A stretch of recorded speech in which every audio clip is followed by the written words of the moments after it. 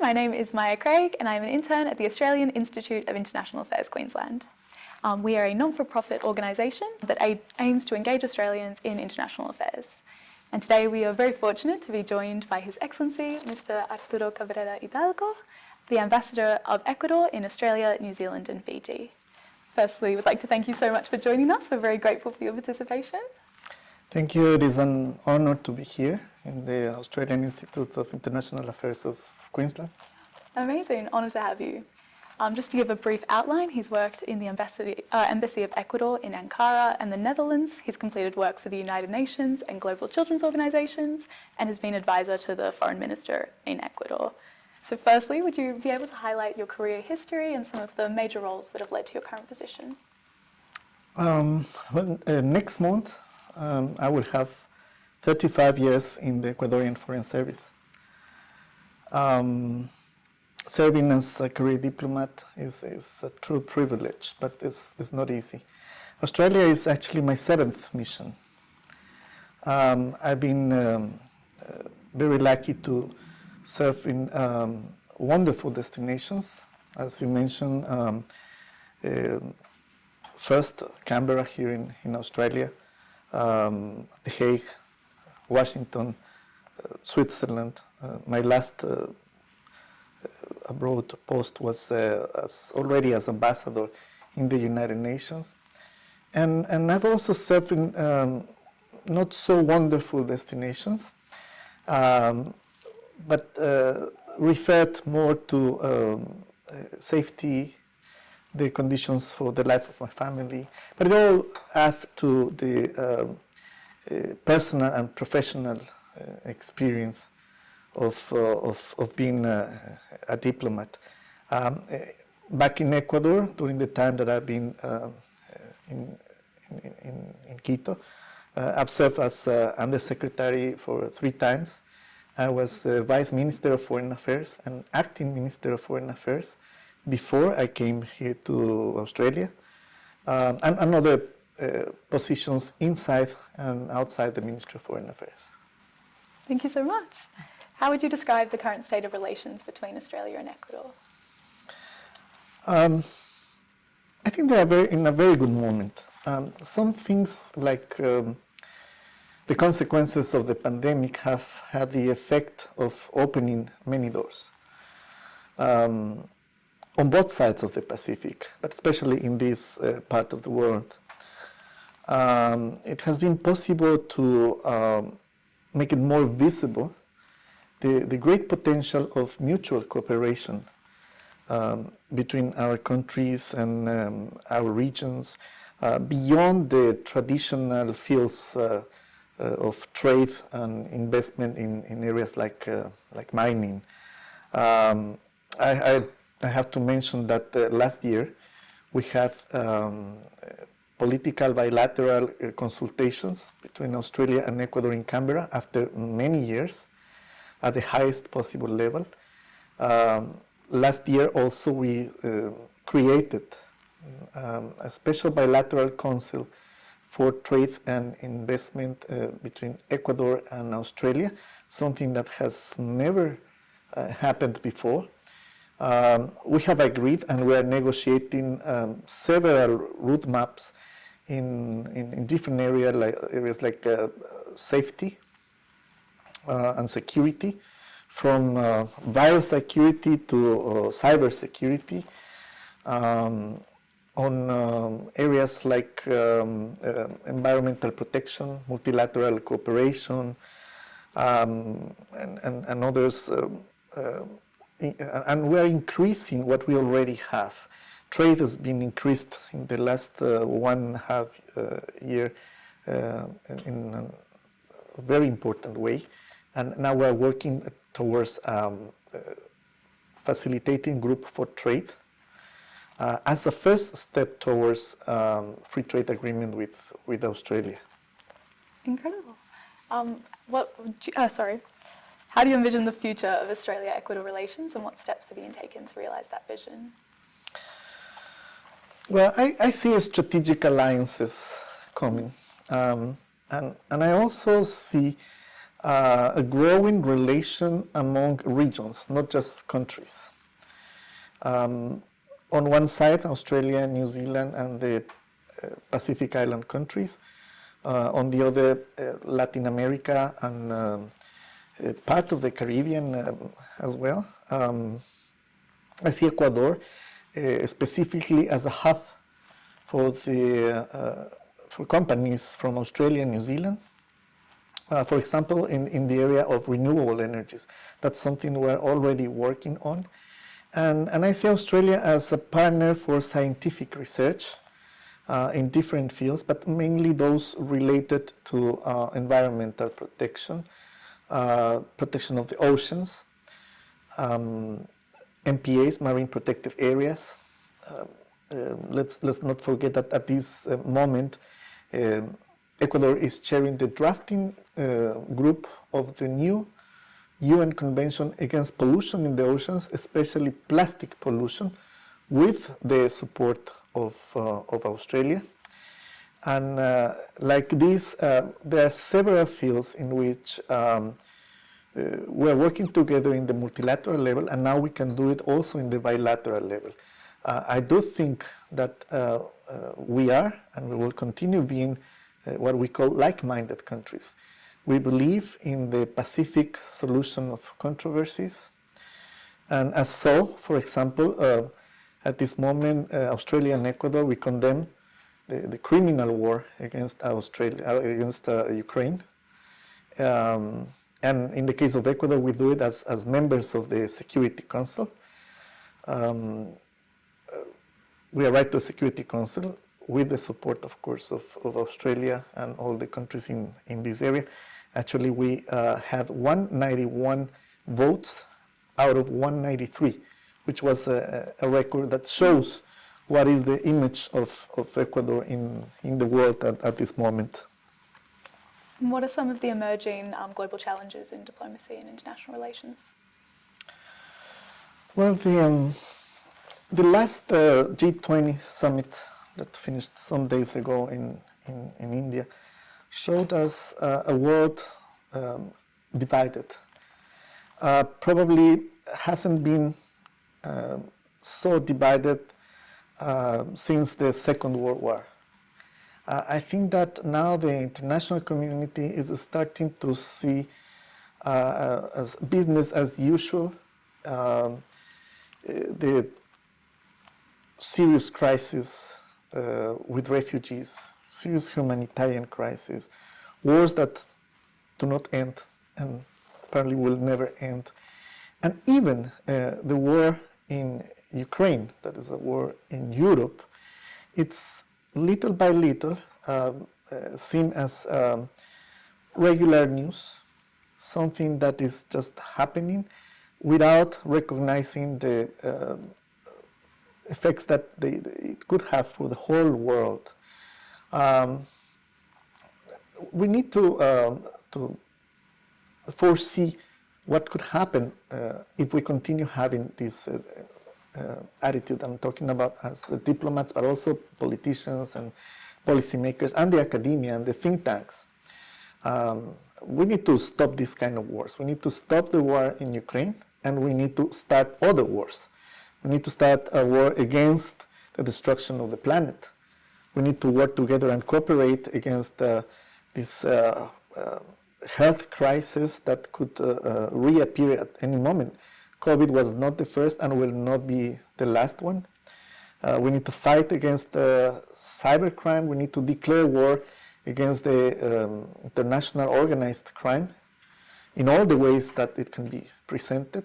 And we need to join forces and to look towards different ways of cooperation against threats and challenges that go beyond our borders. This is a different world in which sovereignty means something different than what it did years before. What advice would you give to people aspiring to be in diplomatic roles? I have many, but I'll stay with one. To have the conviction that what they want to do should touch the life of people, of their countries, and of the world. If they have that conviction, they will overcome any challenge. They will work as hard as necessary to be successful diplomats. Awesome. I think we have time for one more question. Could you describe some of your work with the Global Children's Organizations as the lead program director?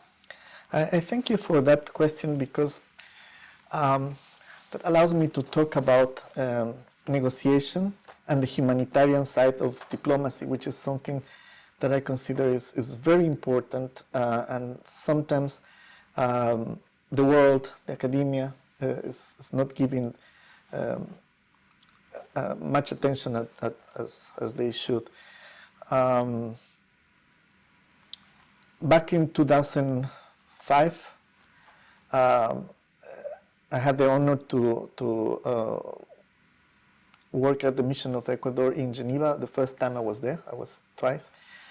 And Ecuador was chairing the UNHCR ExCom, which means the highest level government of all refugee issues in the United Nations. And as being chair, Ecuador had to go to the hotspots, and you cannot remember that, but in 2005, you're too young to remember these things.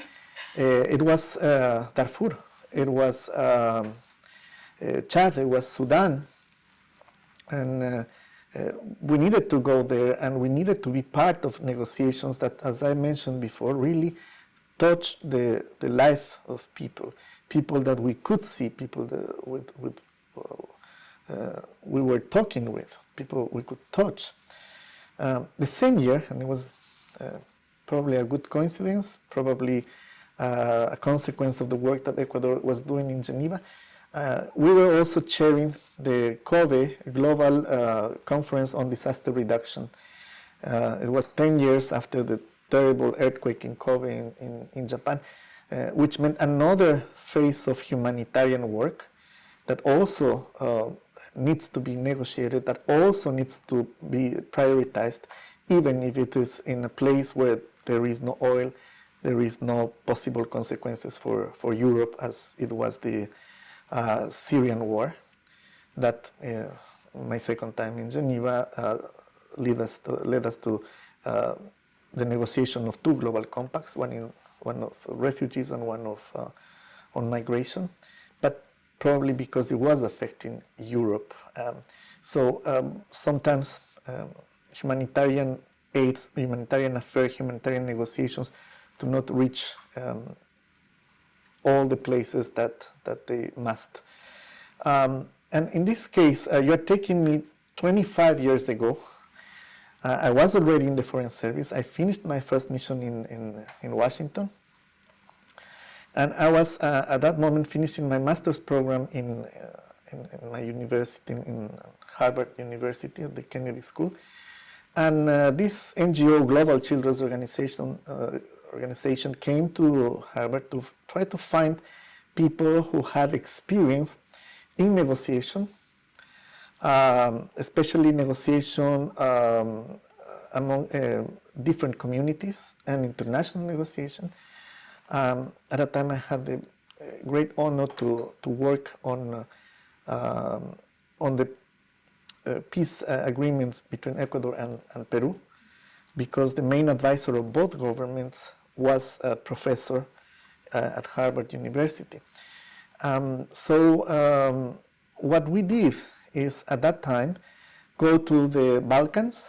That was one of the worst tragedies of the end of the last century, and we tried to put together children and teenagers from the different sectors, meaning Serbs, Croats, Muslims, to put them together in a moment that the war was not completely over, to be able to talk, to play among them, to be able to understand that the only way ahead was joining forces, being a community again. So we did not use any more conflict resolution, that term. Actually, at that time already was something that we discussed, that conflicts are not solved, conflicts are managed. But even conflict management is something we didn't mention. What we talked was about community building. And that's something that worked later on as a lecturer, as a professor later in the university, and as a diplomat, community building. We took these children to an island close to Corchula, famous island where Marco Polo lived, but very different. It was much smaller. And in this small island, there was nothing but an old building that used to be a monastery, Franciscan Catholic monastery, that in the time of Tito, you will also not remember that. Apologies. It was used to train the athletes and sport people from the former Yugoslavia. Former Yugoslavia was known for having excellent sports people, and because in this island there was nothing but this building, they have nothing else to do but train. So the idea was to put these children, boys, girls, teenagers from the three areas, to have nothing else to do but to live with each other. And it was really hard.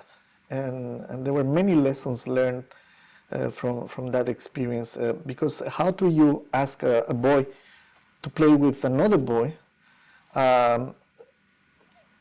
whose parents probably killed his family? There was a lot of anger, there was a lot of difficulties, and we were not psychologists, we were not trauma experts, we were not doctors, but we needed to develop and prepare, not just every day, but sometimes every 2 hours, scenarios for what was happening there in order to manage, to negotiate with them. This was an incredible experience. After that, we were able to take them back to the places where they belong. Unfortunately, they all lost their parents, so they were all orphans. So we had to take them to some family that accepted in their houses, some of them to institutions, and very sad, some of them to detention centers, because they were taken out from there to go to the program. Jails for children, which doesn't make sense, but that was the reality then, and that's why I mentioned before that you need to have in this career a commitment to work for people, to work for country, and to realize that what you do in one way or another should at the end touch the life of somebody in a positive way. Thank you so much for your time. We are so grateful to be able to hear all of that. It's been a pleasure. Thank you again. Thank you.